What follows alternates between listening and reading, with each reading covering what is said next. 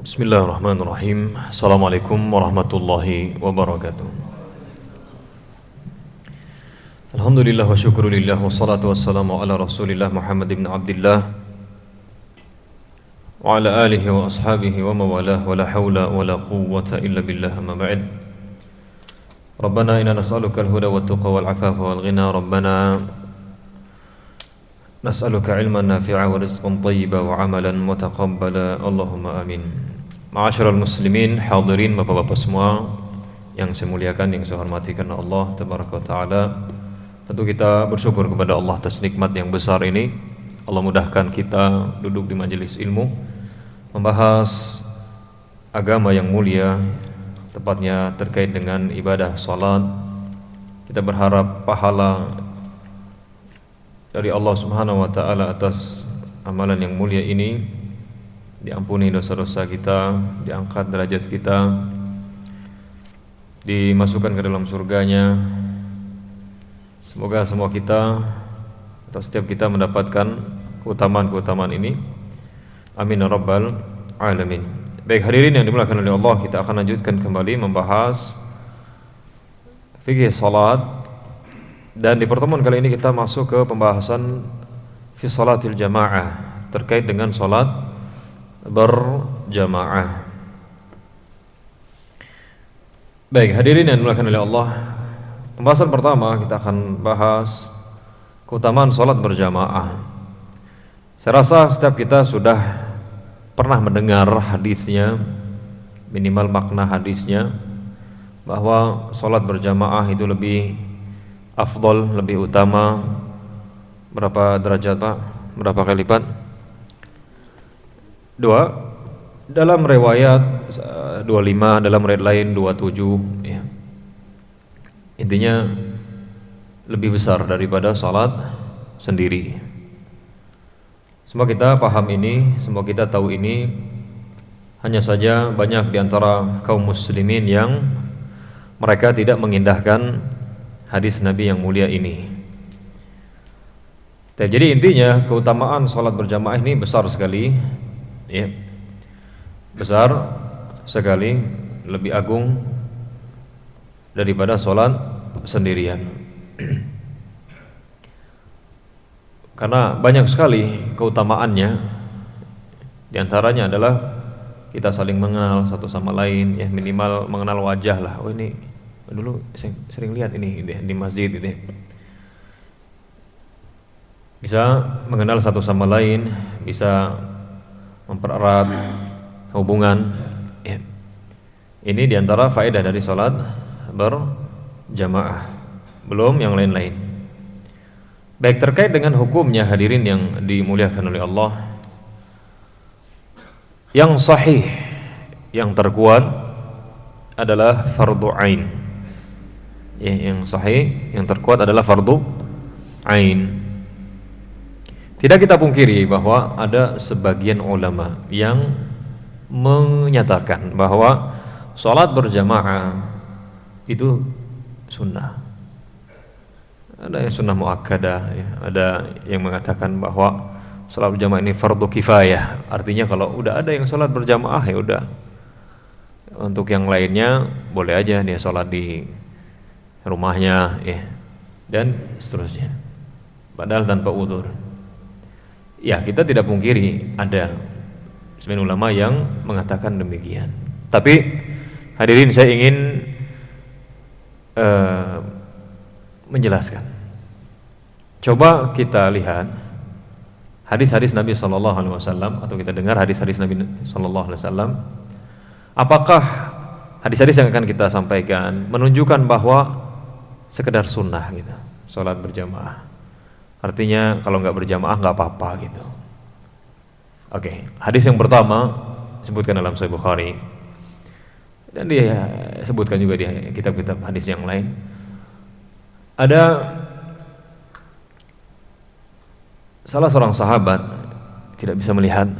Dia datang kepada Nabi sallallahu alaihi wasallam lalu dia mengatakan, "Ya Rasulullah, innahu laisa liqaidun yaquduni ilal masjid." Ya Rasulullah, saya nggak punya orang yang menuntun saya ke masjid. Dia buta Pak. Jadi dia minta rukhsah kepada Rasulullah agar dibolehkan sholat di rumah saja. Orang buta nih, Pak. Pertama, Nabi kasih rukhsah. Pertama, di awal. Ketika sahabat tersebut hendak pergi, Nabi SAW memanggilnya kembali. Lalu Nabi bertanya, atasma'un nida bis-shalah, apakah kamu mendengar azan? Kata dia, na'am, ya, saya dengar. Rasulullah SAW mengatakan, idan fa'ajib, kalau gitu tetap penuhi panggilan tersebut. Ini orang yang buta. Baik, hadis yang berikutnya masih di Sahih Bukhari.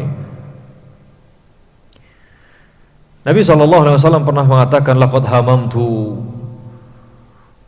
bis-shalah, aku telah bertekad.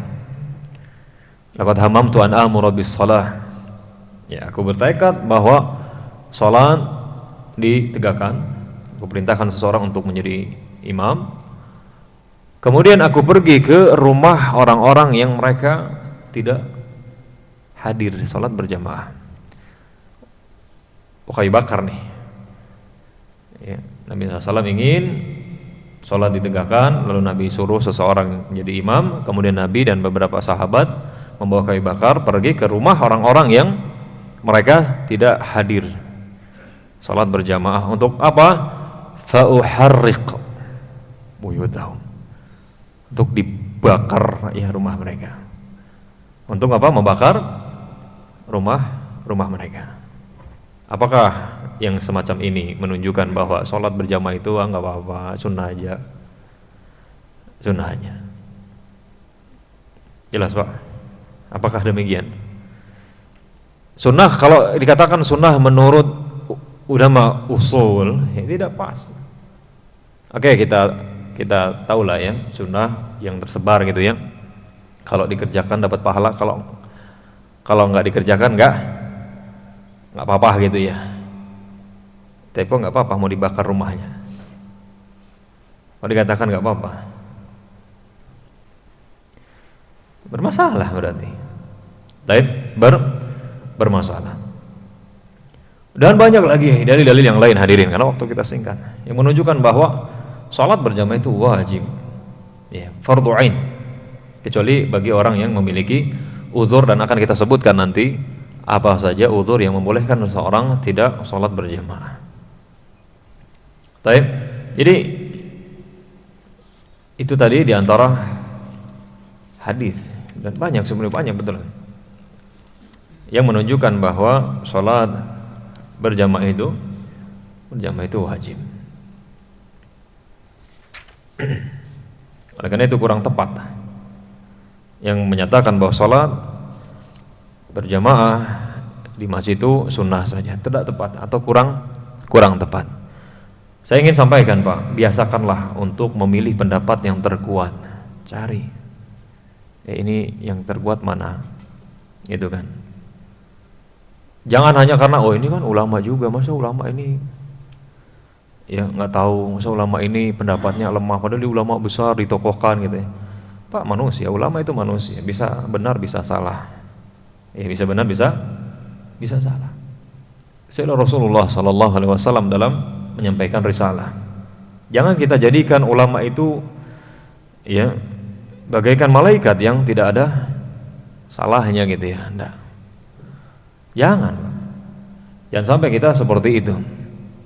Jangan sampai kita bagaikan keledai yang dibawa aja, terserah mau kemana aja gitu ya. Enggak. Kita bukan keledai. Dan jangan sampai kita terdoktrin dengan perkataan sebagian mereka. Ya, kun amama muallimika kal mayyitil maghsul. Jadilah kamu di hadapan gurumu seperti mayat yang dimandikan.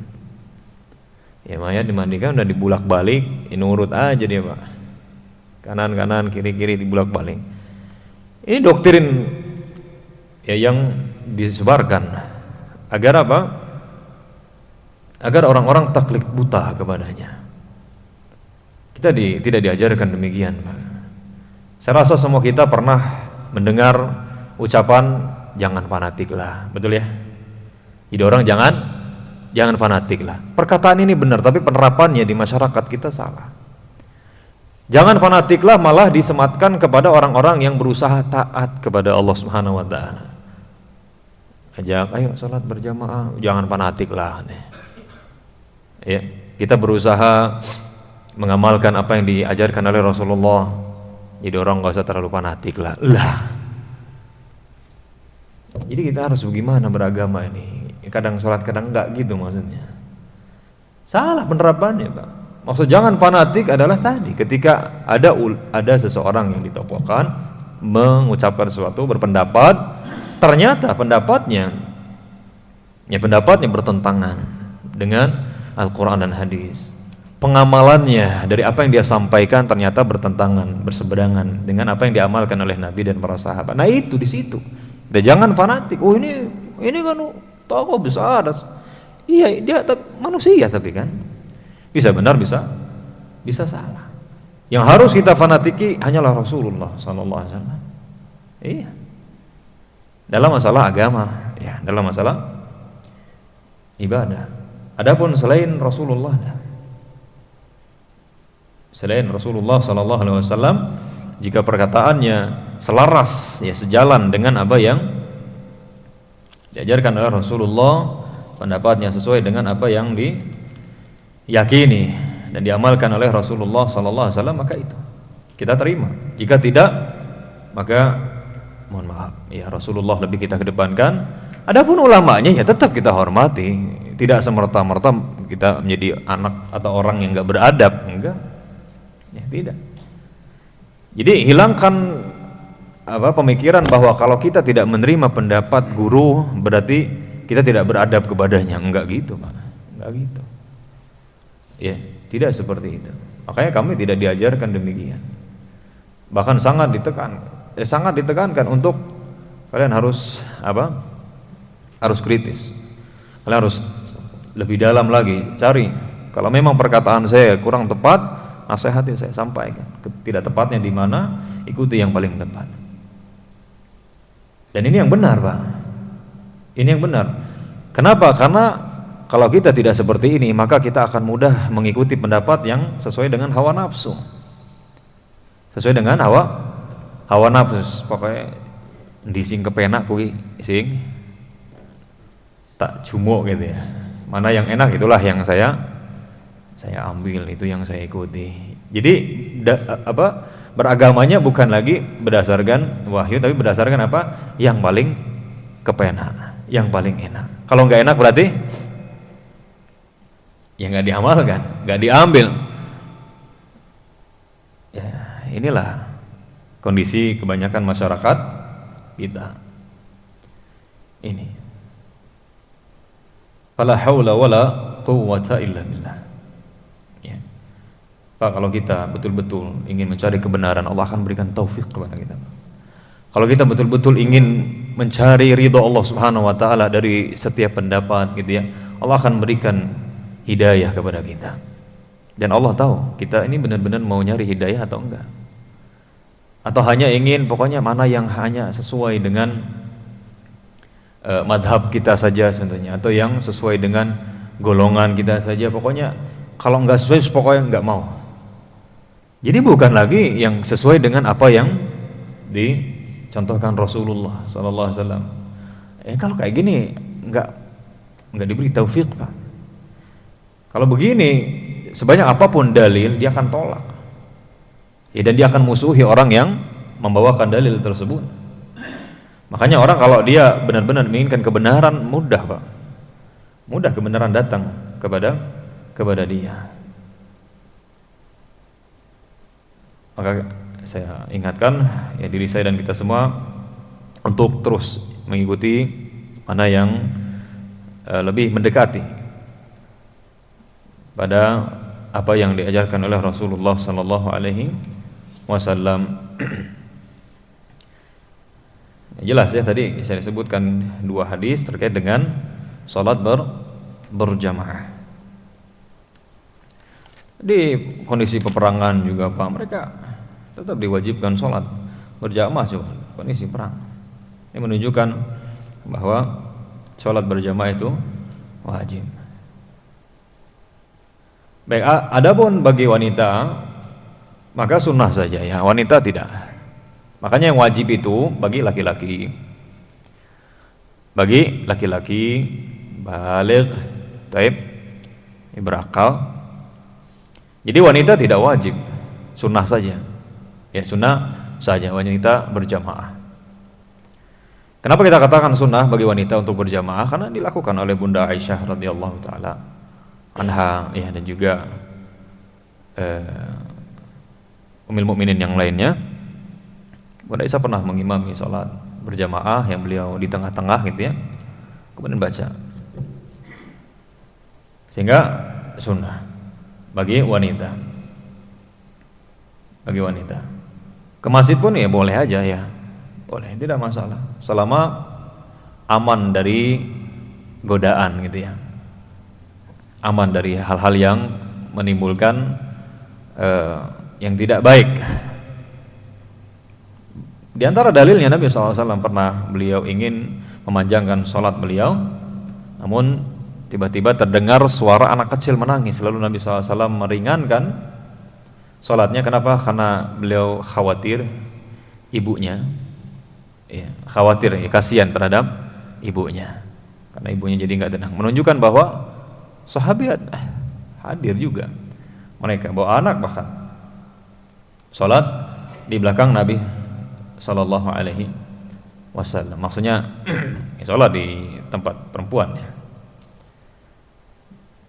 Ya yang jelas kalau perempuan mudah lah ya, mau sholat berjamaah silahkan, enggak juga silahkan. Yang penting jangan ganggu. Yang penting jangan ganggu yang lain. Baik. Ini terkait dengan perempuan. Anak-anak pun seperti itu ya, mereka tidak wajib, hanya saja dilatih. Kalau mereka sudah berumur 7 tahun, maka dilatih untuk hadir di masjid salat berjamaah supaya terbiasa ya, yang pastinya ya tentu tidak sempurna langsung ya, paling mereka main ya, minimal ke masjid ya. Kita sounding dulu di rumah, kalau masjid sholat ya, jangan ganggu ya, diajarkan adab-adab ketika di masjid, itu yang kita lakukan. Dan kita Pak sebagai orang tua yang di masjid gitu ya, memang harus banyak bersabar ketika banyak anak-anak yang datang ke masjid, harus bersabar Pak. Mereka ribut, ya ramai gitu ya. Ya gimana lagi Pak, kayak nggak pernah kecil aja. Bukan kita membenarkan perbuatan mereka, tapi memang begitu gitu. Anak-anak begitu emang. Kita hanya menyampaikan, kita hanya meluruskan ya, mengingatkan. Ya gimana lagi? Ya. Apa yang bisa dilakukan, lakukan. Mengingatkan tadi. Ketika sudah sholat ya udah, gimana lagi? Makanya bagus sekali kalau seandainya memang di suatu masjid banyak anak-anaknya, buat petugas. Ya, buat petugas-petugas yang mana mereka ini menertibkan anak-anak. Nanti mereka sholatnya gantian. Maksudnya petugas ini nanti sholat berjamaah lagi, nggak apa-apa. Dan masuk udzur syar'i. Nanti berjamaah di antara mereka. Supaya apa? Supaya tadi menertibkan anak-anak. Karena kalau nggak ditertibkan ya udah. Ya, freestyle mereka lagi sholat ya. Anak-anak ya, saling injek-injekan, dorong-dorongan, ketawa ya, begitulah. Ya. Tapi itu di zaman sekarang Pak sudah utama sekali itu Pak. Karena zaman sekarang anak-anak mana Pak? Nggak aja kayak zaman kita dulu ya. Baik. Dulu kita ke masjid gitu ya. Ya meskipun nanti kemana gitu ya. Baik. Tapi ada gitu loh. Adat kita dulu, mama kita kan, masjid. Teman-teman juga pada ke masjid ya, ngaji sama Ustadz gitu ya, yang ngaji juga nggak bener gitu, pokoknya datang ke masjid dah gitu. Kebanyakan kan dulu seperti itu. Sekarang jarang sekali Pak kita dapati, ya, sangat jarang. Padahal kemudahan luar biasa ya, kemudahan luar biasa. Kendaraan ada, dulu ya kita paling sepeda gitu ya, jalan, tapi itu yang membuat seru sih. Jadi harus bersabar. Ya, Nabi SAW juga para sahabat dan juga para sahabat mereka bersabar. Kita pernah singgung hadis Nabi SAW pernah lagi sholat, tiba-tiba Hasan Husain ini duduk di atas punggung Nabi SAW ketika Nabi sedang sujud. Nabi SAW imam ya tertinggi ketika itu sujud lama sampai ada sahabat yang ngedongak gitu ngeliat nih kok Nabi lama banget gitu lah sujudnya. Ternyata ada Hasan dan Husain dan Nabi SAW tidak bangkit sampai mereka menyelesaikan hajatnya. Hajatnya apa Pak? Ya main-main gitu. Subhanallah, orang yang paling rahmat gitu ya, orang yang paling rahmat. Nah, sekarang bapak-bapak, wah subhanallah, tendang ya di toyorin kepalanya terus dia apa lagi nih, ayo dimarahin, anak-anak takut ke masjid nggak mau lagi karena ada bapak anu gitu ya, dia galak banget gitu ya, trauma jadinya. Jadi masjid itu bayangannya tempat bapak-bapak yang galak. Akhirnya sulit mereka ke masjid. Ini udah masjid sepi sekarang, sepi. Enggak yang anak-anak, yang bapak-bapaknya juga pada sepi.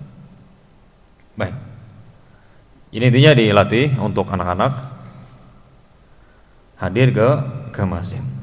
Tapi tadi apa? Umur 7 tahun, ya 8 tahun dilatih. Kalau mereka belum mau ya udah, ya nggak masalah. Biasanya berat subuh anak-anak, subuh.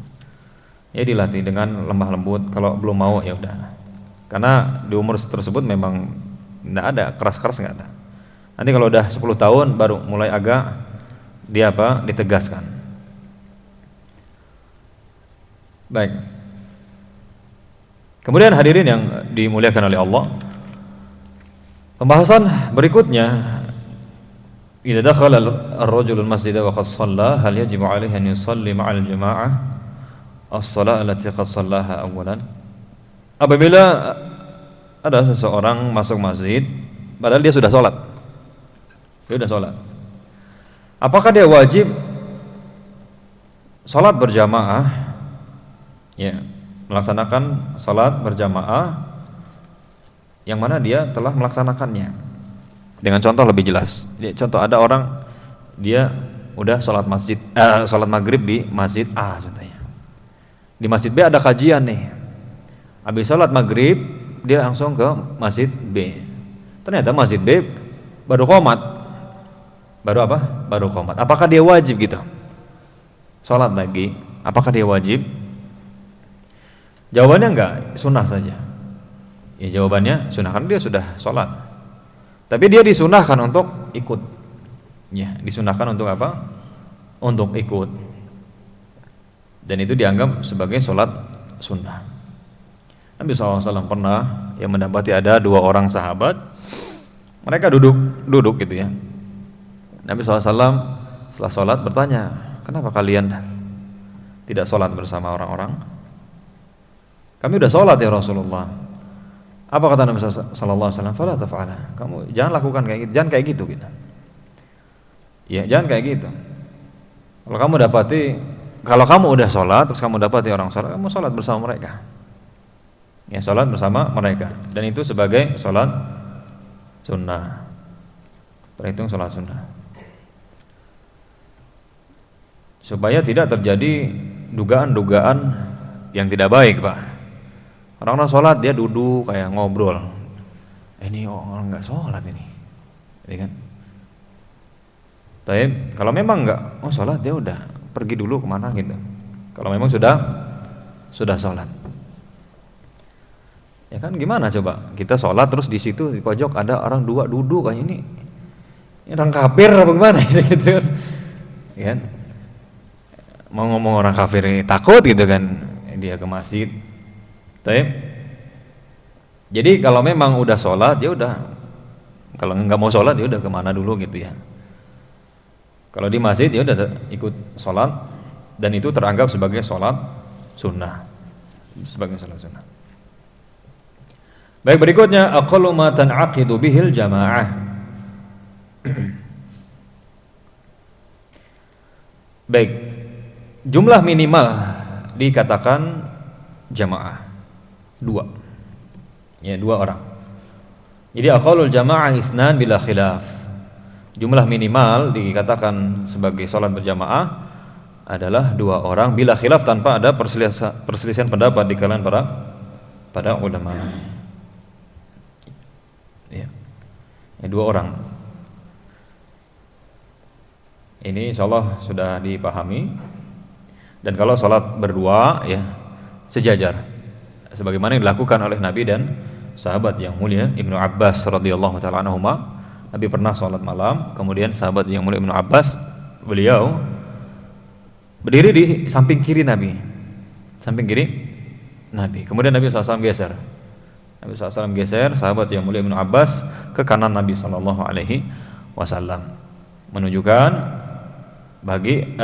orang yang berjamaah jumlahnya dua gitu, sejajar, ya. Sejajar, dan yang imam di kiri, makmum di kanan. Baik. Tidak kita pungkiri, ada sebagian ulama yang mengatakan kalau sholat berdua makmum agak mundur dikit gitu, supaya nggak sejajar, karena imam itu kan di depan. Tapi ucapan ini terbantahkan dengan hadis tadi yang kita sampaikan, Nabi dan Ibnu Abbas radhiyallahu taala anhuma. Udah sejajar. Baik, kemudian hadirin yang dimuliakan oleh Allah, bima tudrakul jamaah. Ya, dengan apa seseorang mendapatkan jamaah? Tudrakul jamaah bi idraki rak'atin minas shalah. Dikatakan mendapatkan jamaah apabila mendapatkan minimal ya 1 rakaat salat. Mendapatkan 1 rakaat salat. Dan kapan seseorang dikatakan mendapatkan 1 rakaat? Manakala dia mendapatkan ruku bersama imam. Jadi maksudnya gini, atau contohnya begini, ada orang dia masbuk, ini salat asar contohnya. Nah, imam sudah di rakaat keempat,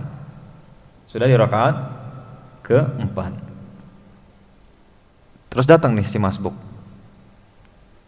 berdiri di shaf, terus dia ikut rukuk bersama imam, maka dia dapat 1 rakaat.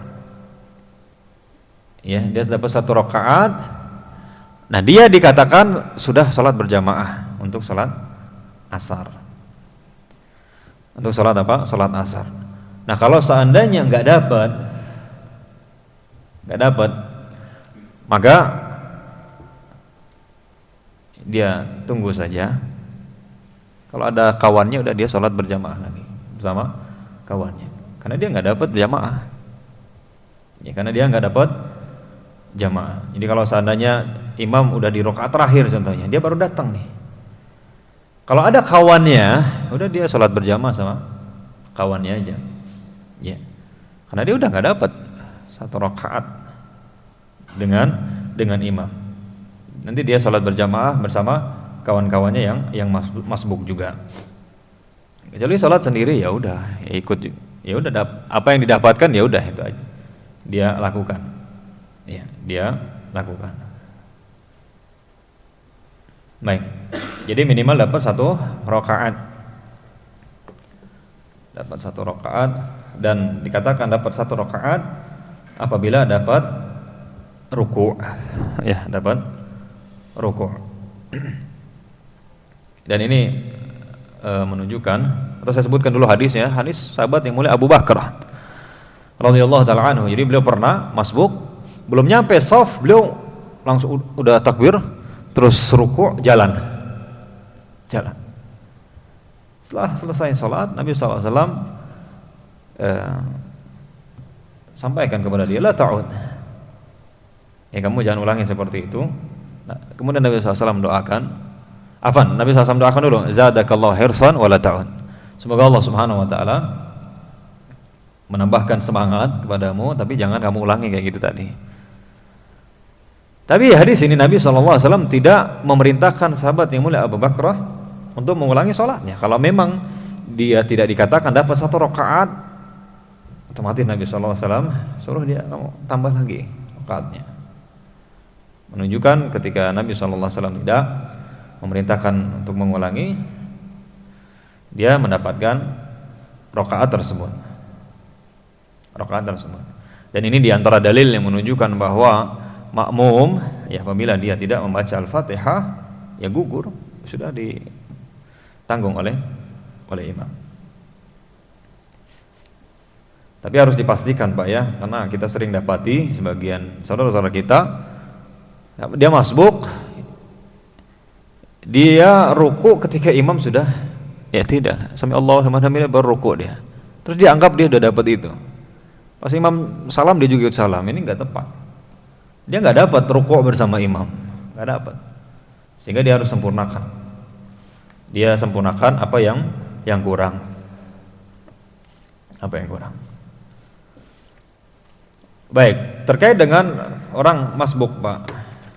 Kalau seorang masbuk, maka apa yang dia dapati dari kondisi imam, dia ikut. Ya, dia ikut. Sebagaimana kata Nabi yang mulia sallallahu alaihi wasallam, "Idza ata ahadukumul masjid wal imamu yasjudu fasjud." Apabila salah seorang antara kalian datangi masjid, imam dalam keadaan sujud, ya udah, ikut sujud. Dalam keadaan ruku, ikut ruku. Ya. Dalam keadaan ruku, ikut ruku. Kalau sujud, ikut sujud. Menunjukkan apa? Ya, jangan nunggu ya. Sebagian orang, tunggu dulu gitu ya. Tunggu bangkit lagi ke rakaat berikutnya. Ini kurang tepat.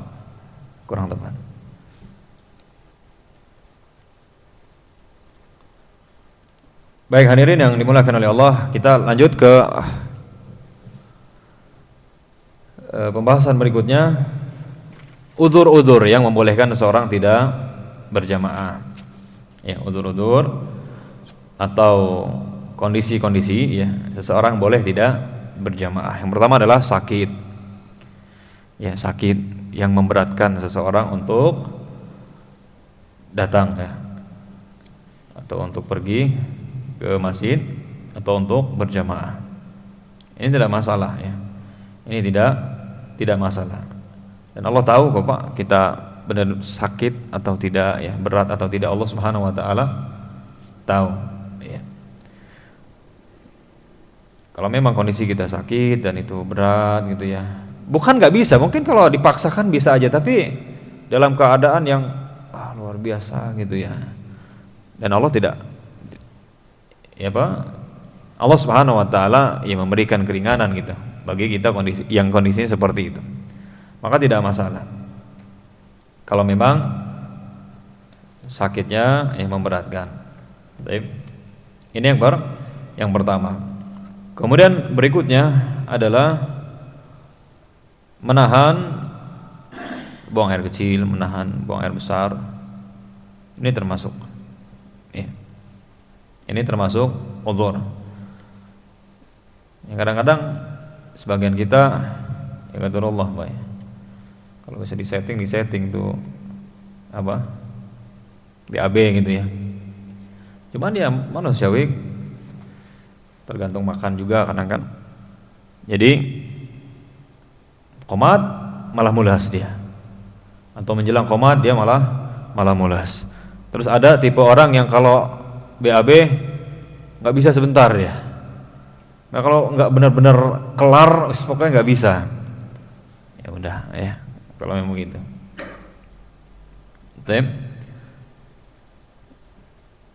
Jadi ini diantara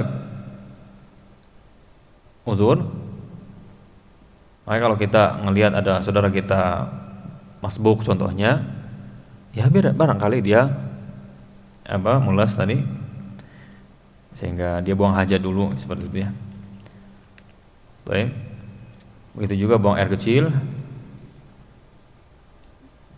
Dia udah di rakaat terakhir atau di rakaat kedua contohnya. Terus dia pengen buang air kecil, ya udah. Dia pergi aja. Meskipun nanti orang-orang udah kelar gitu ya, ya enggak masalah. Dia sholat lagi dari awal. Begitu juga hadirin yang dimuliakan oleh Allah, makanan telah dihidangkan dan kondisinya sangat lapar. Ya kondisinya lapar, sangat ingin makan. Sangat ingin makan ini termasuk. Ini termasuk ya. Nabi SAW mengatakan la salata bihadratit ta'am. Tidak sempurna yang salat apabila makanan telah dihidangkan. Subhanallah. Dan ini didukung dengan dalil yang lain. Nabi SAW mengatakan idza wudi'al asya fabda'u bil asya. Apabila makanan, ya asya di sini makan sore gitu ya. Dan disamakan dengan makan-makan yang lain. Kalau sudah dihidangkan, sudah ada gitu ya, dan seseorang sangat ingin makan, ya udah, fabda'u bil asya. Mulai dengan makan dulu. Meskipun qomat gitu ya, enggak masalah. Bukan lebih mengedepankan makan daripada ibadah, bukan. Tapi apa? Para ulama menjelaskan mengedepankan makan untuk kesempurnaan sholat. Kan orang kalau lagi lapar banget, apalagi tipenya yang lemesan gitu ya, sampai ndredeg, ngadeg-deg gitu ya, gara-gara lapar, ya udah makan dulu. Dan ini sama, contohnya ada seseorang dia di perjalanan, dia sangat lapar gitu ya, bisa meriang nih kalau nggak makan, dan ada warung-warung makan, ya udah makan dulu aja, tidak masalah. Tapi orang qomat dan sholatnya mereka cepat, ya nggak apa-apa. Termasuk apa?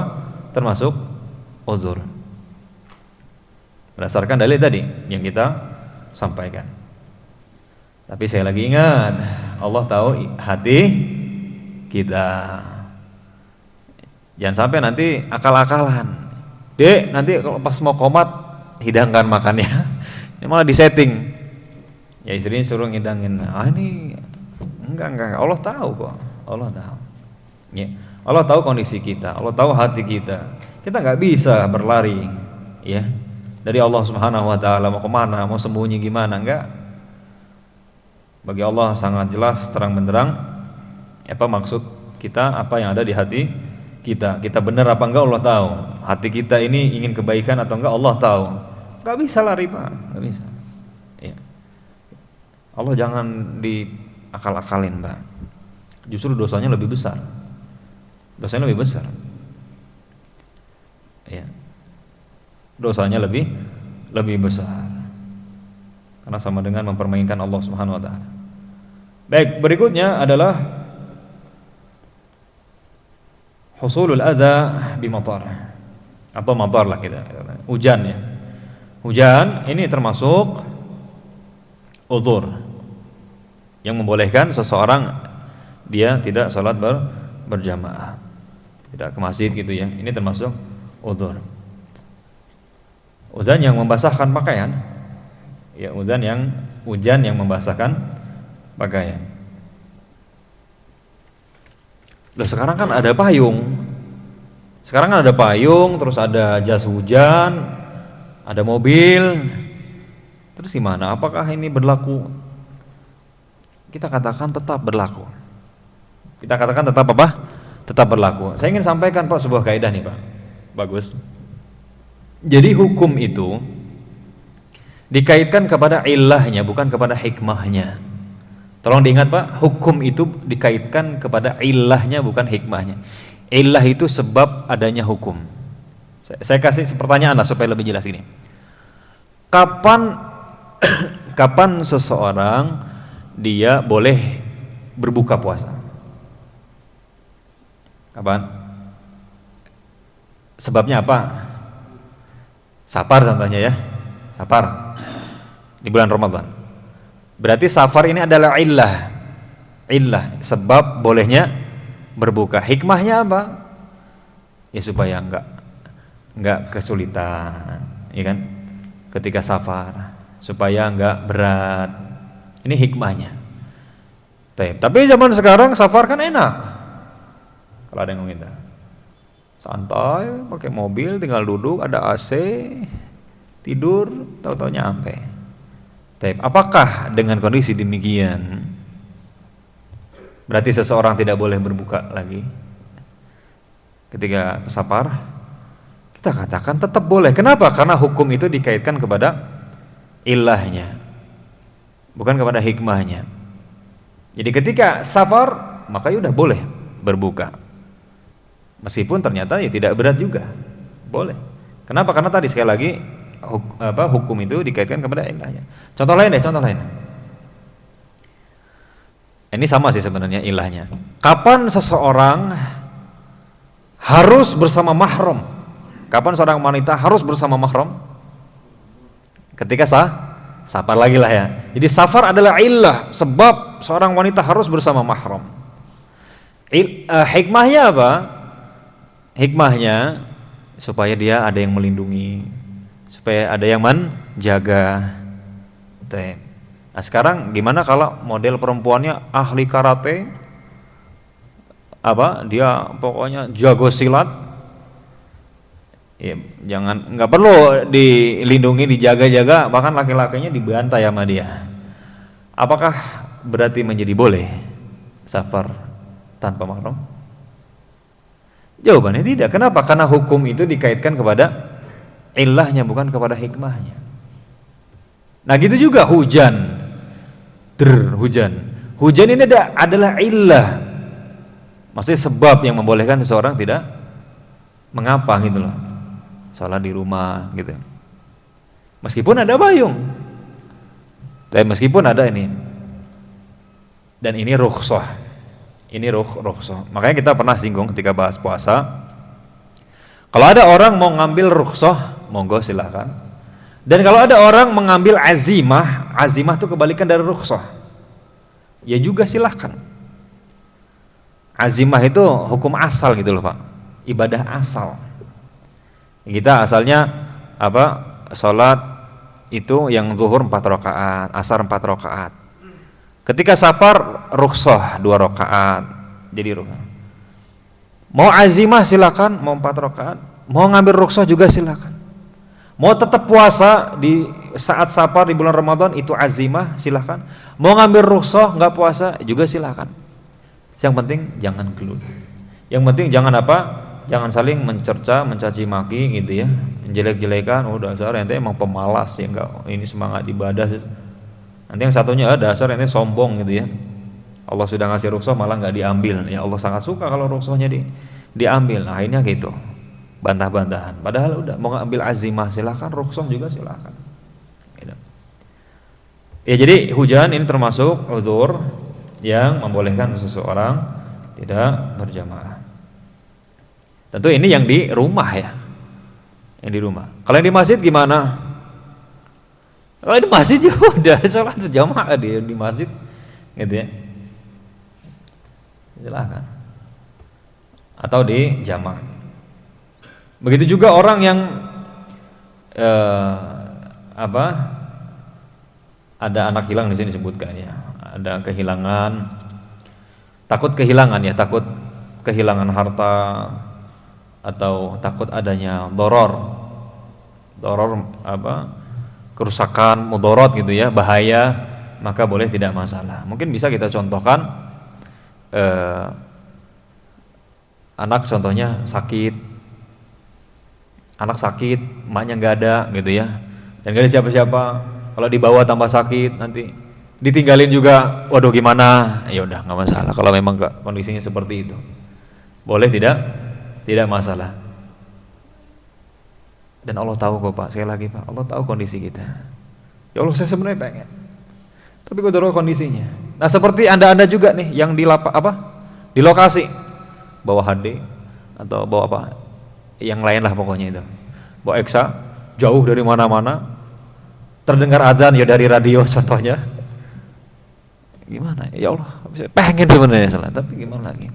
Ya kalau ada kawan bisa sholat bareng berjamaah, gelar sejadah, barangkali bawa sejadah kecil ya di lokasi, udah sholat di situ. Tapi saya nggak tahu di lokasi ada masjid kan? Ada musola nggak ada ya? Di alat itu ya. Kalau yang ada ya alhamdulillah ya silahkan. Tapi yang nggak ada contohnya gimana? Bawa HD, bawa ya alat berat gitu ya. Waktunya sholat datang, mau jamaah ya nggak ada kawannya. Kalau ada kawannya ajak. Wah kawannya nggak mau gimana dong? Ya udah gimana lagi, sholat lah gitulah. Kawannya nggak mau ya kita nggak bisa maksa juga. Ya udah Allah tahu kok. Allah tahu. Ya, dan tidak masalah. Ya, tidak masalah, itu termasuk uzur. Karena nggak mungkin karena Anda bawa itu alat berat ya ke masjid. Ya gimana? Nggak bisa kan? Nggak bisa. Atau Anda tinggalin. Misalnya kemana? Nggak bisa juga kan? Orang pulang pergi dijemput, gimana? Terus gimana? Ya udah, sholat aja, gelar sejadah. Ya, meskipun sholat sendiri nggak masalah. Kalau memang kondisi seperti itu, dan ini selaras dengan kondisi salah seorang penggembala kambing ya di zaman Nabi ada, dia sama gembala-gembalanya di lereng-lereng gunung gitu ya. Terus Nabi ajarkan, ketika masuk waktu sholat kamu adzan, sendirian dia, adzan terus kamu sholat sana, sendirian, jauh dari mana-mana. Ya mirip-mirip lah dengan kondisi ya panjenengan ketika lagi di lokasi. Ya, ini nggak usah perlu khawatir lagi ya, karena sebagian ikhwah masya Allah ya kita apresiasi ya, dia saking pengen sekali jamaah sampai gimana nggak tenang gitu ya, nanti takut berdosa gitu enggak. Kalau memang seperti itu kondisinya ya Allah tahu kok, Allah tahu. Tapi sekali lagi saya tekankan, kalau ada kawannya yang bisa diajak berjamaah ya, atau janjian bisa enggak, mungkin sesama hadis, nanti kalau ini parkir bareng gitu kan, sholat kita nih, bisa nggak begitu? Nggak bisa juga. Ya udahlah, sholat sendirian aja lah di situ, di atas hadis itu, nggak apa-apa ya. Terus gimana pahalanya? Kalau begitu, orang yang dia pengen bener jamaah sebenarnya, cuman ada udzur nggak bisa, maka berbahagialah Pak, tetap pahala sempurna. Dalilnya disebutkan dalam Sahih Bukhari, Nabi yang mulia alaihi wasallam bersabda, "Idza maridal abdu aw safar kutiba lahu ma kana ya'maluhu sahihan muqima." Apabila seseorang sakit atau safar, maka tetap dicatat pahala amalan yang dia lakukan ketika dia tidak sedang sakit dan tidak sedang safar. Artinya kalau ada orang punya uzur sehingga dia tidak melakukan suatu ibadah, maka dia tetap dapat pahala ibadah tersebut. Ya, tetap dapat pahala ibadah tersebut. Ya, tinggal tadi di sininya kita benar-benar mau enggak, benar-benar malah ya alhamdulillah nih. Alhamdulillah ya. Ala kulli hal ya, Allah taala. Ya, jadi tetap berbahagialah ya. Makanya ibu-ibu dan yang lainnya mereka tetap dapat juga. Karena Allah yang nyuruh mereka. Kalau di rumah contohnya, mereka diam di rumahnya, pahalanya tetap sempurna. Ya. Anda sakit, pahalanya tetap sempurna. Seperti sedang sholat berjamaah, padahal sholatnya di atas kasur contohnya, tetap. Ya.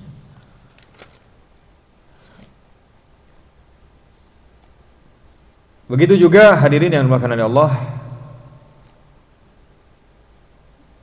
Di antaranya adalah safar ya. Para ulama mengatakan safar ini termasuk sebab seseorang boleh tidak berjamaah ya. Seorang apa? Safar.